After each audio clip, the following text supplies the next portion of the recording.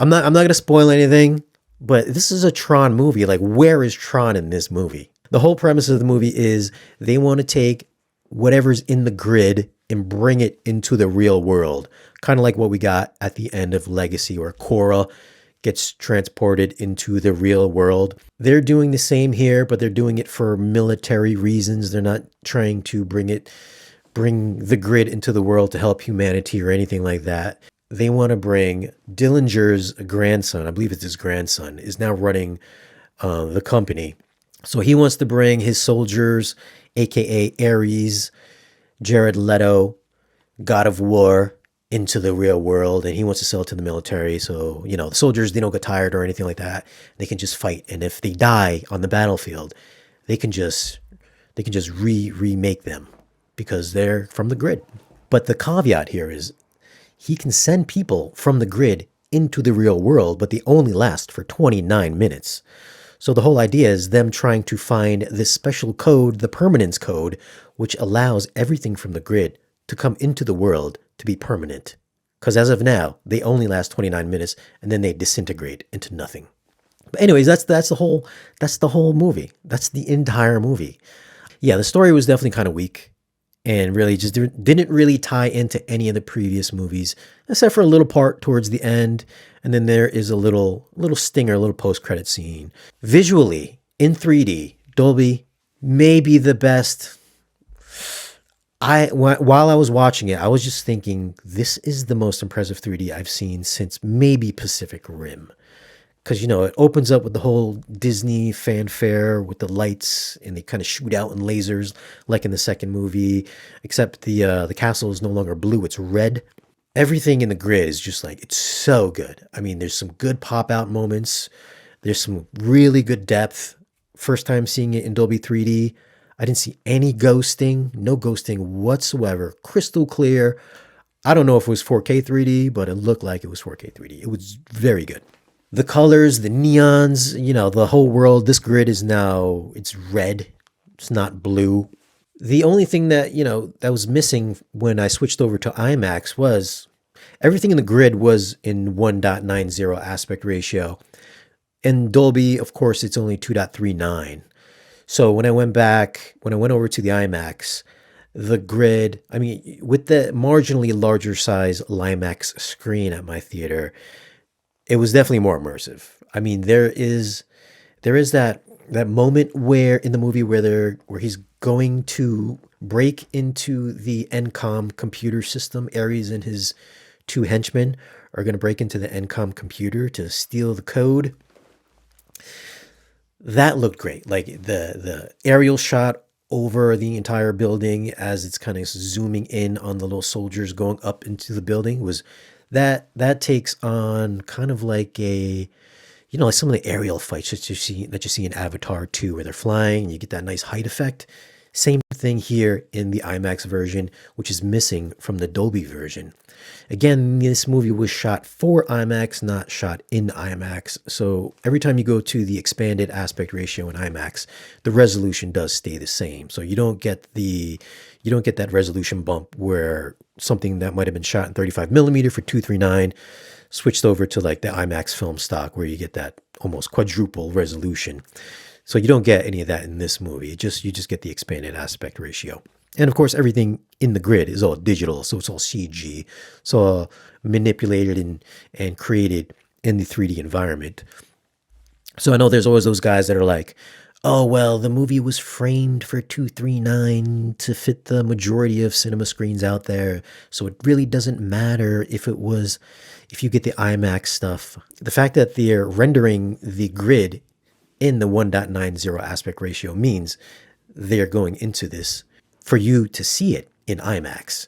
So whether or not we're going to get it when it comes home, yet to be seen. However, with the way the Marvel movies have been recently, all 239 for whatever reason.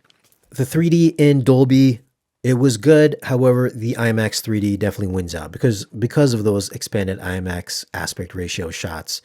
The bigger screen, the taller screen, there's really good depth in this movie. Not only that one flyover shot I was mentioning earlier, but there are the light, well, there's not a light cycle chase like in the second one. There's there's a light speedboat chase, I guess you can say, where they do the same shot in part two where they drop down through the glass. Instead of turning into a plane, it turns into a jet ski or something. I guess it's a jet ski.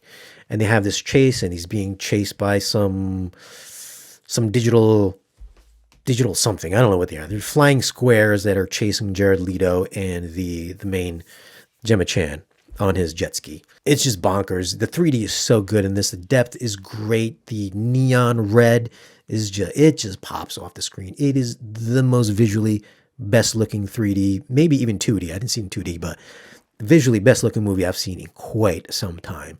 And just the 3D just looked amazing in 3D. I don't know if they're going to release this on Blu-ray 3D, but fingers crossed that they do. Most likely going to be import from Japan, but definitely will be worth it. I mean, that scene was great. The recognizer that we've all seen in the trailer, that plays out much better in IMAX because you get the expanded height and it just feels like it's taller, it's bigger. It's kind of just looming over the entire audience. Whereas in the Dolby version, yeah, it's stretched out. It's going to look like how it does probably on your TV. So it doesn't quite have the same impact as it did as the IMAX version did. Now, again, with the glasses wise, I feel like these glasses definitely looked better for just the brightness aspect of it all. I guess it really depends on what your Dolby Cinema and IMAX uses, but for me, these glasses definitely worked out better because you do get the much larger lenses and it's less filtered. These aren't as dark as what the Dolby glasses were. I mean, I don't know why you would watch this movie in 2D because clearly it was meant to be seen in 3D. So I would highly recommend you see this in 3D because there's just so many shots that are just meant for 3D. The real world stuff was all right. I mean, it was like, I would say medium levels of 3D in medium to low levels of 3D depth in the real world stuff. Whereas the grid stuff was 10 out of 10. Now, the bad thing is that a lot of the movie does take place in the real world. I was hoping that we would get more stuff happening in the grid when people get sucked back into the grid. I was hoping that would play out a little more. The light cycle scene that we saw in the trailers, that was pretty kick-ass as well. I mean, that was in the real world. That was one of the good real world 3D shots. And then, of course, the ending stuff looked amazing in 3D. Just for a visual standpoint, 10 out of 10. If you can't get to an IMAX, if you can't get to a Dolby, either one you go, I'm going to say, from my experience, fresh out of the theater, 10 for visuals, 100%. Story-wise, maybe like a 5. Now, audio-wise, they must have gotten some new speakers in my Dolby because the seat that I usually sit in, I usually sit in the handicap seats. Because it's like handicap seats are kind of like front, maybe like a quarter of the way back, and you get the two seats. There's a 2-seat empty space for the wheelchairs to come in. There's another 2 seats, and there's another empty space for wheelchairs. So I sit in those seats, which are directly in the center of the theater. And there is this platform that's right next to the seat, which looks like a trap door. Every time I've been there for the past 2 years, every time something heavy, something action-wise would happen where the bass would always hit, that trap door would always vibrate, almost like they had a blown actuator. I know there's supposed to be actuators in these seats. I don't know if it's under the floor or what, but every time I would go there, that floor would just vibrate and become very annoying. Tonight I went there. I didn't hear any of that. Also, there is always a left blown speaker. The speaker has now apparently been fixed because now it doesn't rattle. It doesn't sound like it's frying. And the amount of I have never felt as much bass as I've felt in this movie. In a theater. And maybe since the worm scene in Dune. But imagine that worm scene in Dune. All that tremendous mid-bass, just all that mid-bass chest vibrating effect on your body. That is what it felt like for almost a good portion of this movie. That's the kind of bass that was in this. Take the light cycle bass, just amp that up by like, I don't know, 2 or 3. That's what this 9 Inch Nails soundtrack was like at my local Dolby. There were definitely some good surround moments in this. I can't say that I don't know if I heard too much overhead. I think there was some stuff at the beginning of the movie that was overhead that was missing in the IMAX version. So I will say there was some stuff that I felt that was happening overhead, but it was like so loud. I felt like the bass kind of overtook a lot of the effects. So I'm gonna reserve judgment on the kind of discrete placement when we get the stuff at home. Going over from Dolby over to the IMAX, if I would say if IMAX is a 10, I'm going to give Dolby a 9 for bass response. Because where I felt everything, where just the music would just absolutely just punish. It was like punishing sometimes. The IMAX definitely ramped it up. And definitely a notch above Dolby, 100%. I mean, I know these are fresh speakers, these are fresh subwoofers. As impressive as the Dolby bass was, IMAX notched it up. And typically with IMAX, they crank the audio so loud. At least in the older theater that we had before the remodel, they would blast it so loud where it would just become very hard on your ears. Like there was a lot of treble that would just be really kind of painful because it would just jack it up, and the bass would be kind of sloppy as well. So with these new speakers, it leveled up 100%. I mean, this is just as clean sounding as what I get in my house.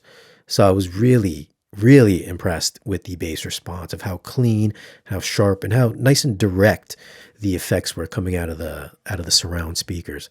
Nothing over top, but there was clearly side surround activity happening in the IMAX version. Again, I didn't hear anything flying over top. I didn't hear the light planes, any of that stuff happening above. However, there's some good extension in the Dolby version. As far as like spatial quality wise, the Dolby definitely had a more immersive feel for my theater, and a lot of the lower bed activity was really loud, but still very pulsating bass wise in the IMAX. But as an overall experience, if you're going to go see it, IMAX for sure. I would pick IMAX. You got to go with the IMAX version. If it's 3D, got to go 3D, man. Don't go 2D. You must see this in 3D. It's just too good. Unless you have a lazy eye and you can't see 3D or you're missing an eye, okay, go see 2D. But if you have both eyes and you can see and you have good depth perception, go with the 3D version. But leave your thoughts down below. Did you guys see it in 3D? Did you see it in IMAX? Did you see it in Dolby? Which version did you prefer? Leave your thoughts and your comment down below.